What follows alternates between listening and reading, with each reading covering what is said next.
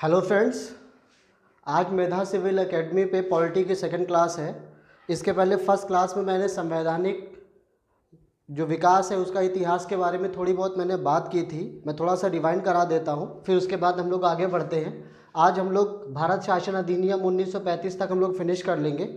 तो मैंने पहले के लेक्चर में क्या बताया था कि किस तरीके से ईस्ट इंडिया कंपनी भारत में अपना बिजनेस कर रही थी और बिजनेस करने के साथ साथ वो ढेर सारा प्रॉफिट गेन कर वो अपने देश इंग्लैंड जा रही थी, जिससे इंग्लैंड में क्या हुआ कि बहुत ज़्यादा मात्रा में करप्शन वहाँ बढ़ने लगा, जिसकी वजह से वहाँ की सरकार को ये टेंशन हो गई कि अगर हमने जल्द ही ईस्ट इंडिया कंपनी को कंट्रोल नहीं किया तो आने वाले समय में ये यहाँ पर या इंग्लैंड में भी किसी तरीके से करप्शन या यहाँ का भी जो डेमोक्रेटिक या लोकतंत्र खतरे में पड़ जाएगा। इसी को लेकर प्रथम बार क्या हुआ कि 1773 में जो इंग्लैंड की सरकार थी वो रेगुलेटिंग एक्ट लेकर आई, जिसके अंतर्गत क्या हुआ, ईस्ट इंडिया कंपनी को रेगुलेट करने का काम किया गया। रेगुलेशन में क्या किया गया कि मैंने बताया था कि बंगाल के गवर्नर को बंगाल, मद्रास और आपका बम्बई का गवर्नर जनरल नियुक्त किया गया, जिसकी वजह से अब मद्रास और जो बम्बई के गवर्नर जनरल हैं वो बंगाल के गवर्नर जनरल के अंडर में आ जाएंगे। इसी तरीके से 1774 में कलकत्ता में एक सर्वोच्च न्यायालय की स्थापना की गई, जो कि एक अभिलेख न्यायालय था। इसी तरीके से क्या हुआ कि व्यक्तिगत व्यापार पर प्रतिबंध लगाया गया, रिश्वत पर प्रतिबंध लगाया गया। इसी तरीके से 1781 का फिर एक्ट ऑफ सेटलमेंट आता है। उसके बाद 1784 का पिट्स इंडिया एक्ट आता है। 1784 का पिट्स इंडिया एक्ट, थोड़ा कंसंट्रेट होकर समझिएगा। 1784 के पिट्स इंडिया एक्ट में मैंने आपको बताया था कि इस एक्ट के माध्यम से कंपनी को कंट्रोल करने के लिए बोर्ड ऑफ डायरेक्टर के साथ साथ बोर्ड ऑफ कंट्रोल की स्थापना की गई। बोर्ड ऑफ कंट्रोल में जितने भी व्यक्ति थे वो सारे व्यक्ति ब्रिटिश सम्राट के द्वारा नियुक्त किए जाते थे या सरकार के आदमी थे। इस तरीके से भारत में ईस्ट इंडिया कंपनी को कंट्रोल करने के लिए बोर्ड ऑफ डायरेक्टर के साथ साथ बोर्ड ऑफ कंट्रोल था। जिस तरीके से व्यापारिक मामलों की जिम्मेदारी थी बोर्ड ऑफ डायरेक्टर की, उसी तरीके से भारत में जो राजनीतिक मामले थे उसकी जिम्मेदारी थी बोर्ड ऑफ कंट्रोल को करने की, कि वही इसको देखती थी। इसी तरीके से और भी चीज़ें लाई गई। अब 1784 के बाद जब आप आगे जाएंगे तो उसके बाद आपका आ जाएगा जैसे कि 1792 का एक्ट आ जाएगा, फिर आपका 1813 का एक्ट आ जाएगा। 1813 का एक्ट भी काफ़ी इम्पोर्टेंट है, जिसमें मैंने बताया था कि भारतीयों की शिक्षा पर प्रतिवर्ष 1 लाख रुपए खर्च करने की बात की गई है ना। ईसाई मिशनरियों को भारत में आने की आज्ञा दी गई। इसी तरीके से आप और देखेंगे कि सबसे पहली बार जब ईसाई मिशनरियों को आज्ञा दी गई और 1 लाख रुपए खर्च करने की बात की गई, और इसी एक्ट में क्या किया गया, कंपनी का जो व्यापार पर एकाधिकार था उस एकाधिकार को समाप्त किया गया, सिर्फ चाय और चीनी के साथ व्यापार को छोड़कर। इसके बाद आपका 1813 के बाद 1833 का जो चार्टर एक्ट आता है, ये काफ़ी बड़ा इम्पोर्टेंट ये जो है 1833 के चार्टर एक्ट में क्या बोला गया था, इसमें क्या किया गया, पूरे भारत के शासन का केंद्रीकरण कर दिया गया। मतलब बंगाल के गवर्नर जनरल को भारत का गवर्नर जनरल कहा जाने लगा, जिसकी वजह से क्या हुआ कि अब पूरे भारत में क्या हुआ, जो शासन का केंद्रीकृत एक प्रणाली यहाँ पर हो गई। और लॉर्ड विलियम बेंटिक क्या हुए, भारत के पहले आपके जो गवर्नर जनरल बने। इसी के द्वारा और भी चीज़ें आप जब देखेंगे कि इसके द्वारा कि प्रथम बार बात की गई कि भारत में जो बिना किसी जाति भेदभाव के भारत में है ना नौकरी में लोगों की सहभागिता की बात की गई, लेकिन वो उतना पूर्ण रूप नहीं ले सका। फिर 1833 के बाद फिर 1853 का आपका चार्टर एक्ट आता है, उसमें भी कुछ बातें की गई, जैसे क्षेत्रीय प्रतिनिधित्व की बात की गई। 1853 जो था उस समय लॉर्ड डलहौजी के समय प्रॉब्लम क्या क्रिएट हुई कि 1853 तक तो सब कुछ ठीक चला, जैसे कि 1833 में कंपनी के संपूर्ण व्यापार एकाधिकार को समाप्त कर दिया गया, मतलब चाय और चीनी के साथ भी समाप्त कर दिया गया। तो इसके बाद जब 1857 में, अब उसके आगे हम बताने जा रहे हैं, 1857 में जब क्रांति होती है, तो क्रांति जब होती है तो एक नए आयाम लेकर आती है। इस क्रांति के द्वारा अब क्या हुआ, ईस्ट इंडिया कंपनी का संपूर्ण शासन भारत से समाप्त कर दिया गया। अब भारत का संपूर्ण शासन एक कंपनी के हाथों से निकलकर ब्रिटिश अधिकार के क्षेत्र के अंतर्गत या ब्रिटेन के अंतर्गत आ गया। जो 1858 का शासन अधिनियम आपका था, ये अधिनियम जो लाया गया था वो आपके लॉर्ड डर्बी थे उनके। इसके पहले आपके जो प्रधानमंत्री थे उनको किसी न किसी कारण से त्यागपत्र देना पड़ा। फिर लॉर्ड डर्बी आए थे, जो मैंने यहाँ पे लिखा है भारत सरकार अधिनियम 1858। इस अधिनियम को क्या हुआ कि भारतीयों के लिए मैग्ना कार्टा कहा गया है उनके अधिकारों का, क्योंकि इसके द्वारा भारत में लोकतांत्रिक शासन की कुछ नींव रखी जाएगी कि अब भारत के जो भारतीय हैं उनके अपने अधिकारों की बात की जाएगी। तो ये सेकेंड हाफ है। आप क्या देखेंगे, यहाँ से अब भारतीयों को उनके थोड़े थोड़े अधिकार मिलना शुरू हो जाएंगे और एक टाइम आएगा कि भारत आपका आज़ाद हो जाएगा। क्योंकि अब क्या है कि भारत का जो शासन प्रणाली है एक कंपनी के हाथ में नहीं है, एक देश भारत पर रेगुलेट करेगा। वो देश कौन है आपका, ब्रिटेन। तो ब्रिटेन क्या करेगा, अब वो किसी कंपनी की तरह तो रेगुलेशन नहीं करेगा, वो रेगुलेशन करेगा जिस तरीके से किसी नागरिक के साथ बर्ताव किया जाता है। तो इसमें क्या है कि लॉर्ड डर्बी के शासन काल में क्या हुआ था, ये भारत सरकार अधिनियम 1858 पारित हुआ। तो इसमें क्या हुआ, जो मैंने आपको बताया कि भारत का संपूर्ण शासन था, जो कि 1857 की क्रांति हुई। अब दोबारा ऐसी क्रांति ना हो तो उसको मद्देनज़र क्या हुआ कि इसके संपूर्ण शासन को कंपनी से निकाल कर क्या कर दिया गया कि ब्रिटिश ताज के अधीन कर दिया गया। तो ऐसा जो आलेख लाया गया था वो महारानी विक्टोरिया ने साइन किया और तुरंत क्या हुआ, ब्रिटिश ताज के अंतर्गत आ गया। अब एक चीज़ और समझना है, जो मैंने आपको बताया था 1784 में बोर्ड ऑफ डायरेक्टर और बोर्ड ऑफ कंट्रोल, दो लोग भारत पर द्वैध शासन एक तरीके से कर रहे थे। कंपनी को दो लोग रेगुलेट कर रहे थे, बोर्ड ऑफ डायरेक्टर और बोर्ड ऑफ कंट्रोल। 1858 के अधिनियम के द्वारा क्या हुआ, बोर्ड ऑफ डायरेक्टर या निदेशक मंडल और बोर्ड ऑफ कंट्रोल या नियंत्रक मंडल को समाप्त कर दिया गया और इसकी जगह क्या किया गया, भारत सचिव या secretary general of India, Bharat सचिव का एक नया पद लाया गया। भारत सचिव क्या था कि ये ब्रिटेन के जो प्रधानमंत्री का जो कैबिनेट मंत्रिमंडल होता था उसी का कोई सदस्य होता था, वो इसका हेड होता था। वो सीधे क्या होता, ब्रिटेन के प्रधानमंत्री के अंडर में काम करता था, आप ऐसे समझ सकते हैं, या ब्रिटेन के सम्राट के अंदर में काम करता था। भारत सचिव था जिसकी सहायता करने के लिए क्या किया गया था, एक भारत परिषद का गठन किया गया। भारत परिषद में कुल कितने सदस्य थे, 15। देखिए, बोर्ड ऑफ डायरेक्टर और बोर्ड ऑफ कंट्रोल दो अलग अलग थे, दोनों का आपस में कोई लिंक नहीं था। लेकिन भारत सचिव जो भारत परिषद में क्या हुआ, एक ही टीम बनाई गई। उस टीम में 8 जो सदस्य थे वो ब्रिटिश क्राउन के अंतर्गत थे और 7 सदस्य कंपनी के निदेशक मंडल सेलेक्ट करते थे। तो टोटल इन 15 लोग प्लस भारत सचिव उसका हेड होता था, जो कि ब्रिटेन के कैबिनेट मंत्री का जो हेड होता था, कैबिनेट मंत्रालय का ही कोई सदस्य बनाया जाता था। तो भारत सचिव जो था वो भारत परिषद के द्वारा जो भी कानून पास किया जाता था उस कानून को मानने के लिए बाध्य था। अब देखिए क्या हुआ कि जब ये 1858 का अधिनियम जब ये लाया गया तो ये उस समय भारत के जो गवर्नर जनरल या जिनको वायसराय भी कहा गया, तो वो लॉर्ड कैनिंग थे। उन्होंने इलाहाबाद में इसको पढ़कर सुनाया था कि अब भारत से ईस्ट इंडिया कंपनी का प्रतिनिधित्व या ईस्ट इंडिया कंपनी का शासन समाप्त है, अब भारत पर एक देश का शासन होगा, ब्रिटेन का शासन होगा। तो इसको ये जो 1 नवंबर 1858 को पढ़कर सुनाया गया। ये एक्ट जब हो गया उसके बाद अब देखिएगा धीरे धीरे क्या होंगे, भारतीयों को अधिकार मिलना शुरू हो जाएंगे। भारतीयों के साथ अब इंग्लैंड की सरकार क्या करेगी, कॉपरेशन के उसमें आ जाएगी कि आप हमको सहयोग करिए। अब वो बंदूक के दम पे या डंडे के दम पे वो भारत में शासन नहीं करना चाहेंगे। वो समझ जाएंगे कि भारत में राष्ट्रीयता या नेशनलिज्म की भावना लगातार उमड़ रही है, अब भारतीयों पर किसी भी तरीके से हम लोग शासन नहीं कर सकते हैं बंदूक के दम पे। तो अब वो क्या करेंगे, भारतीयों से चाहेंगे कि उनको थोड़े से अधिकार दिया जाए, फिर उनसे कॉपरेशन लिया जाए, कि सहयोग की एक भावना आएगी। तो इसको लेकर क्या हुआ, एक नया एक्ट लाया गया 1861 में, 1861 में भारत परिषद अधिनियम। अब देखिए ये अधिनियम बहुत इंपॉर्टेंट है। इस अधिनियम के द्वारा भारत में क्या हुआ, संवैधानिक विकास का सूत्रपात या संवैधानिक विकास की कुछ बातें की गई। जैसे अब अंग्रेजों ने क्या प्लान किया, अंग्रेजों ने प्लान किया कि अब हम लोग सहयोग की नीति अपनाएंगे। क्यों? क्योंकि 1858 में क्रांति हुई, पूरी तरीके 1857 में क्रांति हुई और पूरी तरीके से भारतीयों की इच्छा को दबाया गया था। तो वहाँ से देखते हुए अब ये कहा गया नहीं, हम भारतीयों की इच्छा को नहीं दबाएंगे, हम भारतीयों से सहयोग की नीति या उदार निरंकुशता। उदार का मतलब क्या? भारतीयों को कंट्रोल तो करेंगे लेकिन लिबरल वे में कंट्रोल करेंगे।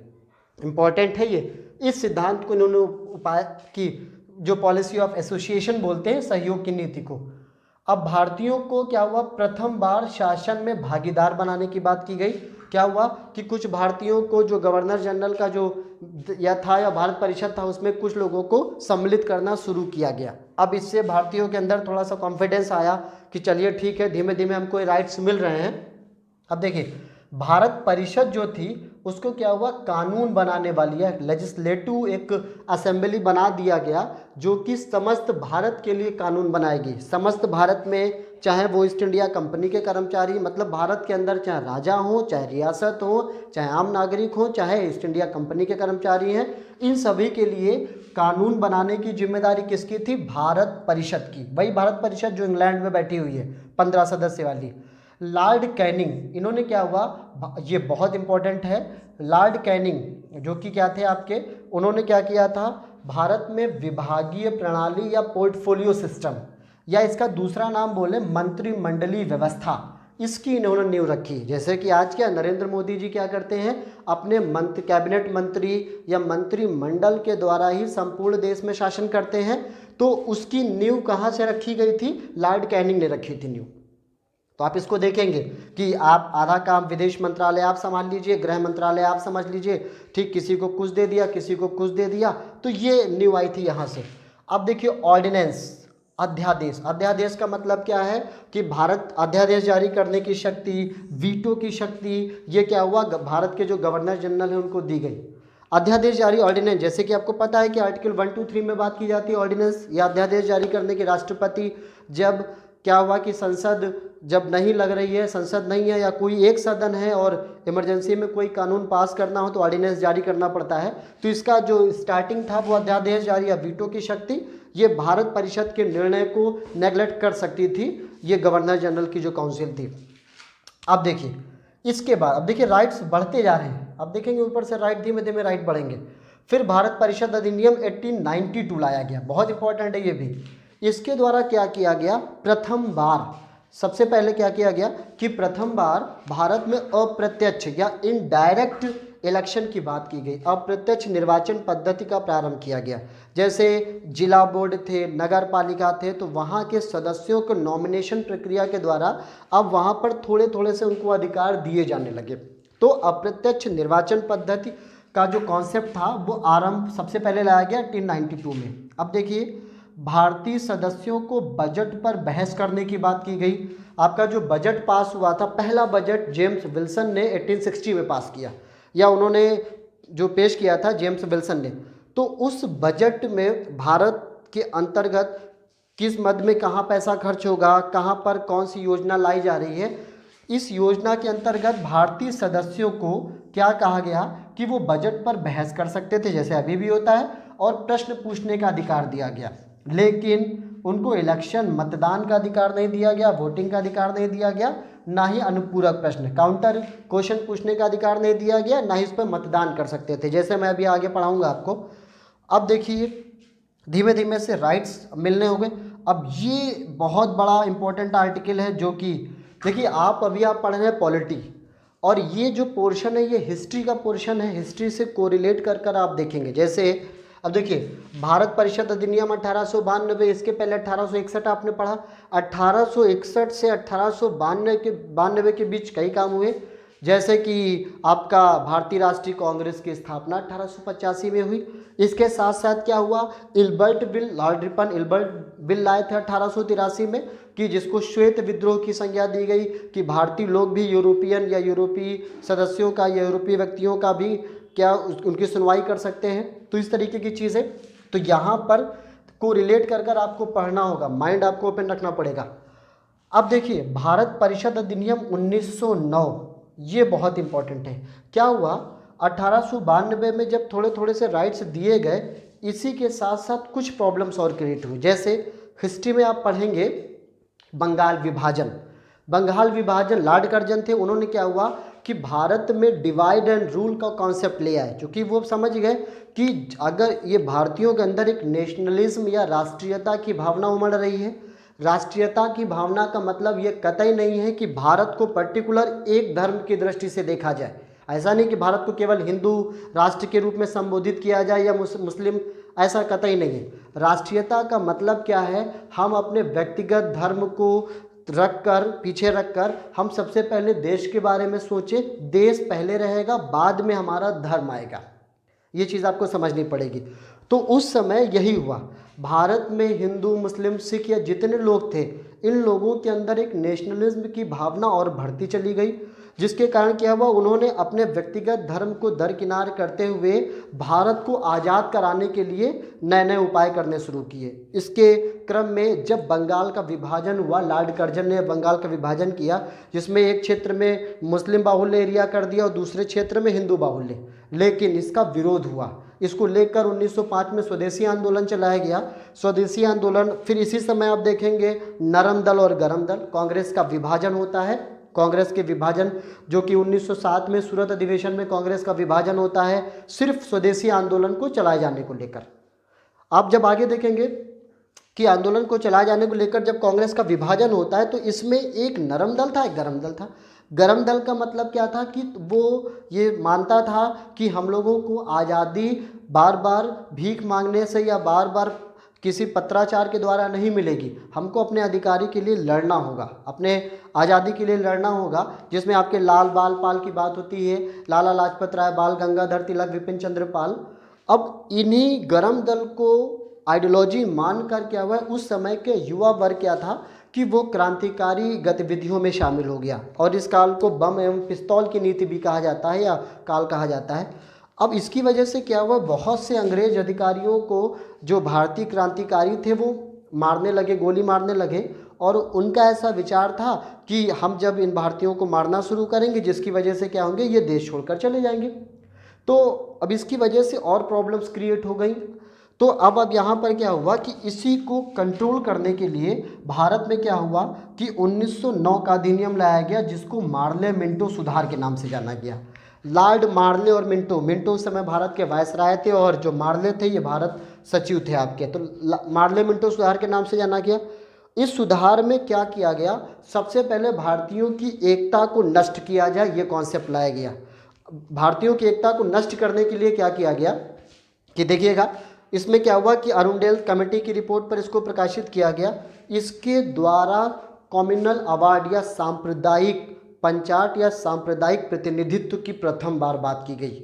सांप्रदायिक प्रतिनिधित्व का मतलब क्या है कि जिन क्षेत्रों में, जैसे कि मुसलमानों के लिए एक अलग से सांप्रदायिक प्रतिनिधित्व प्रणाली को अपनाया गया। क्या हुआ कि उनके लिए अलग मताधिकार, अलग निर्वाचन क्षेत्र, जिसकी वजह से क्या हुआ, भारत में हिंदू मुस्लिम एकता के मध्य क्या दरार पड़ना शुरू हो गई। ये उसका स्टार्टिंग है। इसी को लेकर मिंटो ने मार्ले को पत्र लिखा था कि हम नाग के दांत बो रहे हैं और आने वाले समय में इसका फल बहुत भीषण होगा, ऐसी चीज़ उन्होंने बोली थी।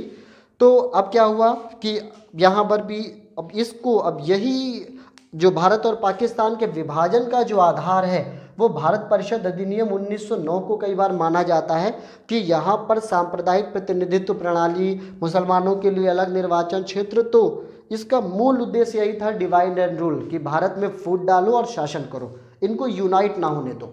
इसकी वजह से अब आगे अगला देखेंगे कि कुछ चीज़ें इसमें लाई गई। फिर इसके बाद क्या हुआ, भारत सरकार अधिनियम 1919 लाया गया। 1919 बहुत इंपॉर्टेंट है। इसमें क्या हुआ, मॉन्टेग्यू चेम्सफोर्ड सुधार के नाम से जाना जाता है। उस समय जो चेम्सफोर्ड थे भारत के वायसराय थे, मॉन्टेग्यू भारत सचिव थे। तो इसमें क्या हुआ, देखिए धीरे धीरे भारतीयों को उनके राइट्स मिल रहे हैं, या भारत जो भारतीय हैं, बुद्धिजीवी वर्ग हैं, तो वो अपने राइट्स के लिए लगातार लड़ाई लड़ रहे हैं। तो अब क्या हुआ, प्रथम बार क्या हुआ कि उत्तरदायी शासन की बात की गई। उत्तरदायी शासन का मतलब कि भारत में जो भी शासन होगा उसकी रिस्पॉन्सिबिलिटी अब सरकार को लेनी होगी, बिना रिस्पॉन्सिबिलिटी के अब वो शासन नहीं माना जाएगा। तो प्रथम बार ये बात की गई। अब इस बार इसमें क्या हुआ, प्रत्यक्ष चुनाव प्रणाली की भी बात की गई। प्रत्यक्ष चुनाव प्रणाली की बात की गई, जो महिलाएं थी, महिलाओं को जो मतदान की बात की गई कि महिलाएं भी वोट डाल सकती हैं। अब देखिए, सांप्रदायिक प्रतिनिधित्व का जो कॉन्सेप्ट यहाँ पर लाया गया था 1909 में, इसका विस्तार करके सिखों के लिए भी, एंग्लो इंडियंस को और ईसाइयों पर भी इसको लागू कर दिया गया। मतलब कि इंडिया को और कई धर्मों में डिवाइड करने की लगातार बात होने लग गई। तो सिखों को, मुसलमानों को, ईसाइयों को, एंग्लो इंडियंस सबको डिवाइड करना शुरू कर दिया। अब इसके बाद क्या हुआ, फिर केंद्र में, देखिए इंपॉर्टेंट क्वेश्चन है ये, केंद्र में द्विसदनात्मक विधायिका की स्थापना की गई 1919 के अधिनियम के द्वारा, कि केंद्र में भी लोकसभा, राज्यसभा आप ऐसे मान सकते हैं, उसकी स्थापना हो गई थी। लेकिन प्रांतों में द्वैध शासन को उस समय लागू था। द्वैध शासन, लायोनिल काइटिस द्वैध शासन के जन्मदाता हैं, उनकी किताब थी डायर की, उसी बुक से लिया गया। द्वैध शासन का मतलब कि विधानसभा और विधान परिषद, आप ऐसे समझ सकते हैं कि दो संस्थाएं भारत पर शासन करेंगी। तो प्रांतों में या राज्यों में तो द्वैध शासन लागू हो गया था, और इसी अधिनियम के द्वारा लोक सेवा आयोग के गठन का प्रावधान किया गया, जो कैग की नियुक्ति का अधिकार, केंद्रीय बजट और राज्य बजट को अलग किया गया। ये कुछ पॉइंट थे जो मैंने लिखे थे। अब देखिए, भारत सरकार अधिनियम 1935, लेकिन आपको थोड़ा सा मैं हिस्ट्री में ले जाऊंगा। देखिए 1919 से 1935 के बीच बहुत सी ऐतिहासिक घटनाएं हुई। क्या हुआ कि 1919 के अधिनियम को जब लाया गया था तो उसमें एक बात कही गई थी, उसमें ये बोला गया था कि 10 साल के बाद 1919 के अधिनियम में और किन बातों का बदलाव किया जा सकता है या किन बातों को लागू किया जाएगा, तो उसकी समीक्षा करने के लिए 10 साल के बाद हम एक आयोग का गठन करेंगे। उसी आयोग की रिपोर्ट के आधार पर हम अगला अधिनियम लाएंगे। तो इसको लेकर क्या हुआ, 10 साल के पहले ही क्या हुआ, 1927 में सर जो आपके साइमन थे, साइमन की अध्यक्षता में एक 7 सदस्यीय आयोग का गठन किया गया, ठीक, जिसका पूरी तरीके से विरोध किया गया। क्यों? क्योंकि ये आयोग का काम क्या था, जो कि भारत में 3 फरवरी 1928 को 3 फरवरी 1928 को भारत आया था। तो भारत आया था तो इसका काम क्या था कि भारत में अगला अधिनियम बनने के लिए उसका व्यवहारिक रूप इसको तैयार करना था या रिपोर्ट तैयार करनी थी। लेकिन इसका विरोध किया गया। क्यों? क्योंकि भारतीयों के लिए कानून बनाने के लिए जो आयोग बनाया गया था उसमें एक भी भारतीय नहीं था। इसको लेकर इसका विरोध किया गया। साइमन गो बैक के नारे लगे, इसको श्वेत विद्रोह की भी संज्ञा दी गई, जिसमें भगत सिंह और लाला लाजपत राय का, आप देखेंगे लाला लाजपत राय का इसी का विरोध करते हुए लाठीचार्ज में उनकी मृत्यु हो जाती है। लेकिन फिर क्या होता है, जब इसका विरोध होता है, अब विरोध होने के क्रम में क्या होता है कि उस समय भारत सचिव थे लॉर्ड बर्कनहेड, उन्होंने कहा आप साइमन आयोग का तो विरोध कर रहे हैं, तो साइमन आयोग का विरोध करें तो ऐसा करिए कि आप लोग ही कोई एक नया कानून या आप लोग ही एक रिपोर्ट तैयार करिए कि सब लोग, भारत के जितने भी राजनीतिक संगठन हैं, आपस में यूनाइट हो जाएं और एक क्या है हमको रिपोर्ट ला कर दें, हम उसी के आधार पर भारत का कानून बनाएंगे। तो उनकी इस मांग को मोतीलाल नेहरू ने स्वीकार किया और उन्होंने एक रिपोर्ट तैयार की, तो जिसको नेहरू रिपोर्ट के नाम से जाना जाता है। लेकिन फिर प्रॉब्लम क्रिएट हुई, तब तक की तो जो चीज़ डाली गई थी 1909 में अब यहाँ पर आकर मुखर हो गई। तो उन्होंने जो रिपोर्ट तैयार की, उस रिपोर्ट में सभी दल के लोग थे, उसमें सिख भी थे, मुस्लिम लीग के सदस्य भी थे, हरिजन भी थे, कांग्रेस के लोग थे, सभी लोगों ने। लेकिन इस रिपोर्ट के काउंटर अटैक में मोहम्मद अली जिन्ना ने एक 14 सूत्री एक अलग कार्यक्रम जारी कर दिया। अब इसकी वजह से क्या हुआ, दो रिपोर्ट्स में आपस में क्लैशिंग हो गया। अब इस क्लैशिंग को दूर करने के लिए क्या हुआ, 3 गोलमेज सम्मेलन हुए। 3 गोलमेज सम्मेलन जो हुए आपके 1929 का, 30 का और 1930, 31 और 32 के 3 गोलमेज सम्मेलन होते हैं। लेकिन इस गोलमेज सम्मेलन के बाद क्या हुआ कि पूरी तरीके से इंग्लैंड की सरकार क्या करती है कि वो श्वेत पत्र के द्वारा भारत में अगला कानून कौन सा आएगा, अगला अधिनियम की रूपरेखा तैयार करती है, चूँकि हल नहीं निकल पाता। तो वो उसने क्या बात की थी कि तब आता है भारत सरकार अधिनियम 1935। ये भारत का सबसे बड़ा तथा सबसे जटिल दस्तावेज था। इसमें 321 अनुच्छेद थे, 10 अनुसूचियां थी और 14 भाग थे। तो भारत का जो संविधान बनेगा ना, उस संविधान पर भारत सरकार अधिनियम के हूबहू 80 से 90% चीज़ों को एज इट इज़ ले लिया गया। क्या हुआ कि अखिल भारतीय संघ की स्थापना की बात की गई, कि अखिल भारतीय संघ का मतलब क्या हुआ कि संपूर्ण भारत को एक यूनाइट करने की बात की गई। लेकिन ये मूर्त रूप ना ले सका, क्यों?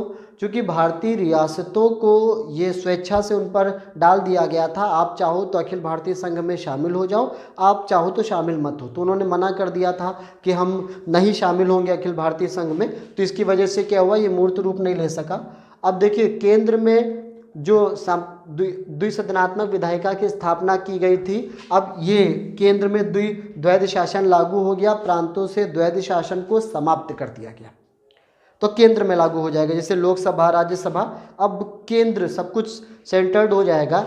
और एक संघीय न्यायालय या फेडरल कोर्ट की स्थापना दिल्ली में की गई 1 अक्टूबर 1937 में। और सर मॉरिस गोयर क्या थे, उसके पहले मुख्य न्यायाधीश बने। जो दिल्ली का सुप्रीम कोर्ट है, 1 अक्टूबर 1937 को स्थापना की गई। केंद्र और राज्यों के मध्य शक्तियों के विभाजन की बात भी यहाँ पर लाई गई, कि केंद्र एवं प्रांतों के मध्य शक्तियों का विभाजन। ठीक, तो आप देखेंगे ये बाद में भी चलता अनुसूची 7 में, जैसे केंद्र एवं आपका प्रांतों में शक्तियों का विभाजन, संघ सूची, राज्य सूची, समवर्ती सूची का जो कॉन्सेप्ट है वो यहाँ से लाया गया। और इसी अधिनियम के द्वारा 1935 में वर्मा या म्यांमार को अलग कर दिया गया, इसको अलग कर दिया गया। अब इसके बाद पूरा हिस्टोरिकल एक कॉन्सेप्ट आएगा, जो कि पार्ट 3 में हम लोग लेंगे, जिसमें आप क्या देखोगे कि भारत के प्रांतों के लिए 1937 में चुनाव होंगे। इस चुनाव में क्या हो गया, कांग्रेस को जबरदस्त जीत मिलती है। 11 प्रांतों में से आपका जो है कि 6 प्रांतों में तो वो पूरी तरीके से स्पष्ट सरकार बनाएगी, 2 प्रांतों में मिलीजुली सरकार बनाएगी, तो 8 प्रांतों में उसकी सरकार बनती है। अब फिर वही कॉन्सेप्ट आएगा, सरकार बनने के बाद 1939 में आपका सेकंड वर्ल्ड वार स्टार्ट हो जाता है। इस वर्ल्ड वार में भारत के प्रांतों के या प्रांतों से या भारतीयों से पूछे बगैर इंग्लैंड इस भारत को भी सेकंड वर्ल्ड वार में झोंक देता है, जिसका विरोध करते हुए जहाँ जहाँ भी कांग्रेस की सरकार थी, मतलब 8 प्रांतों से वहाँ की सरकार क्या पूरी तरीके से इस्तीफा दे देती है, वहाँ के मुख्यमंत्री इस्तीफा दे देते हैं। अब जब इस्तीफा दे देते हैं तो भारत में एक राजनीतिक शून्य या राजनीतिक संकट उत्पन्न हो जाता है। अब ये राजनीतिक संकट जो उत्पन्न होता है, ये एक नया मोड़ लेगा देश को आज़ाद कराने के लिए, जिसमें उसी बीच क्या होता है, 1942 में आपका क्विट इंडिया मूवमेंट या भारत छोड़ो आंदोलन लाया जाता है, जिसमें डू और डाई की बात करते हैं महात्मा गांधी की, करो या मरो। फिर धीमे धीमे जो इंग्लैंड की सरकार के ऊपर दबाव पड़ता है, ऑस्ट्रेलिया का, चाइना का, अमेरिका का, कि भारत को आज़ाद किया जाए। इसी दबाव के मद्देनज़र और भारतीयों की संघर्ष के कारण क्या हुआ, भारत को आज़ादी मिलती है। उसके लिए भारतीय स्वतंत्रता अधिनियम 1947 लाया गया। तो हम अगला जो लेक्चर आपका स्टार्ट होगा, भारतीय स्वतंत्रता अधिनियम 1947 से स्टार्ट करेंगे और 14-15 अगस्त को भारत आज़ाद हो जाएगा। उसके बाद अब यहाँ का डिस्प्यूट आपको देखना है। देखिए, देश को आज़ाद करने की बात हो जाएगी, कैबिनेट मिशन कर देगा, लेकिन भारत में एक नई तरीके की प्रॉब्लम क्रिएट हो जाएगी। मुस्लिम लीग चाहेगी कि भारत का विभाजन हो भारत और पाकिस्तान नामक 2 राष्ट्रों में। अब ये एक नई समस्या उत्पन्न होगी। तो यहाँ से जितनी स्टोरी रहेगी वो आपके लिए काफ़ी इंटरेस्टिंग रहेगा और इसको आपको काफ़ी जानना भी होगा। और आपको ये भी समझना है कि आज जो समस्याएं उत्पन्न हो रही हैं, क्या इनकी जड़ें इतिहास में हैं? क्या जब तक देखिए हम लोग यूनाइट नहीं होंगे तब तक हम लोग कोई बड़ा काम नहीं कर सकते। और ये नतीजा आप यहाँ पर देख लेंगे कि अंग्रेज़ों ने यही किया, डिवाइड एंड रूल, कि हिंदू मुसलमानों को लड़ाया, आपस में लड़ाने के बाद कैसे वो शासन करते चले गए। जैसे जब तक आप यूनाइट नहीं होंगे तब तक आप नहीं सफल हो सकते हैं। ये चीज़ आप इतिहास से सीख सकते हैं। तो चलिए, इसके बाद अगले लेक्चर में हम लोग आगे बात करेंगे। Thank you.